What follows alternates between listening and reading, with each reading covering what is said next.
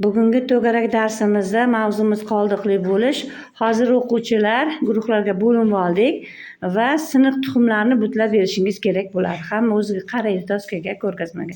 Qarang, mana siniqli tuxumlar turibdi, ko'ryapsiz-a? Tuxumlarni butlash uchun siz tuxumning yuqori qismida turgan siniq tuxumlarning butun qoldiqlarini bo'linchisini topishingiz kerak bo'ladi. Mavzu tushunarlimi shartda? Boshladik. Marhamat, islom nima ekan sizda? Kim bo'ldi? Marhamat Muhammadjon. 45 ni 5 ga bo'lsak 8 tadan bo'ladi, 3 qoldiq. Qoldiq. 56 ga bo'lsak 8 tadan 2 qoldiq. To'g'ri. 2 ga bo'lsak 8 dan tushadi, 1 qoldi.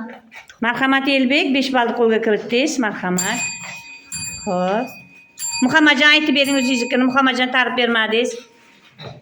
17 ni 2 ga bo'lsak 8 dan tushadi, 1 qoldiq qoladi. Xo'p, to'g'ri. 5 ball. 19 ni 9 ga bo'lsak 2 ga 1 qoldiq qoladi. Ikkitadan bitta qoldi. 56 ni 10 ga bo'lsak 5 u 6 qoldiq qoladi. 6 qoldiq qoladi.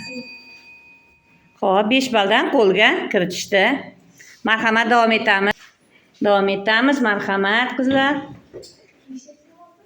25 ni 8 ga bo'lsak 89 chiqadi, 1 qoldi.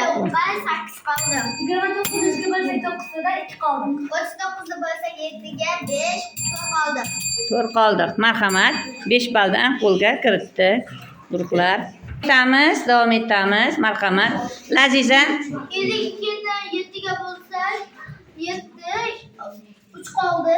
To'g'ri, 5 ball. 39 dan 4 ga bo'lsak 9 3 qoldi. 3 qoldi. 9 ga bo'lsak 9 qoldi. 9 qoldi? 9 tadan, ne? 9 tadan 3 qoldiq. Marhamat, 3 balldan qo'lga kiritdik. Xo'p, mana bu tuxumlarimizni ham butlab oldik.